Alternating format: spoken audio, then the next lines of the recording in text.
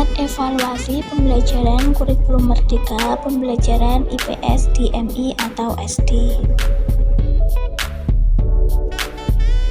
Sebelumnya, perkenalkan, nama saya Kusnul Endisa Dwi Ningtyas, NIM 1262052132221 dari kelas PGMI 5 dosen Maftuha MPD.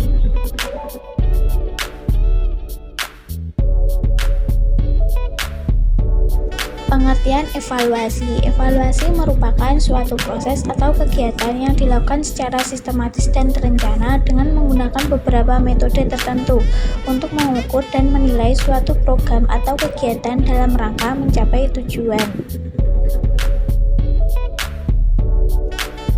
Tujuan evaluasi pembelajaran. Tujuan evaluasi pembelajaran adalah untuk mengetahui tingkat penguasaan peserta didik terhadap kompetensi yang telah ditetapkan, mengetahui kesulitan-kesulitan yang dialami peserta didik dalam proses belajar, sehingga dapat dilakukan diagnosis dan kemudian memberikan remedial teaching, dan mengetahui efisiensi dan efektivitas strategi pembelajaran yang digunakan pendidik baik menyangkut metode, media, maupun sumber-sumber belajar.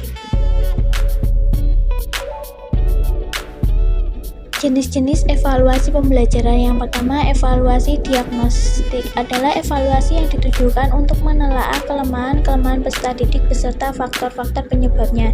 Yang kedua, evaluasi selektif adalah evaluasi yang digunakan untuk memilih peserta didik yang paling tepat sesuai dengan kriteria program kegiatan tertentu.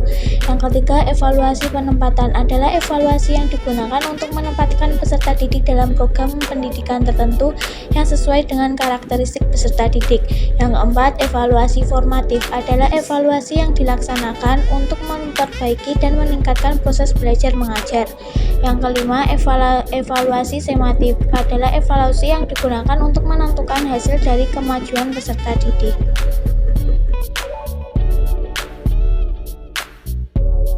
Alat evaluasi pembelajaran. Alat evaluasi pembelajaran adalah alat ukur yang digunakan untuk memberikan penilaian terhadap ketuntasan atau pencapaian pembelajaran. Adapun alat evaluasi yang digunakan yaitu tes dan non-tes.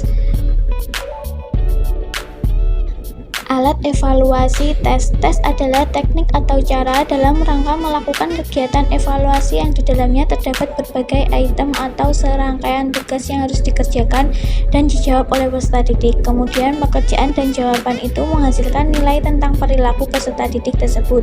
Dalam kurikulum merdeka, tes dibagi menjadi 3, yaitu tes tulis, tes lisan, dan perbuatan.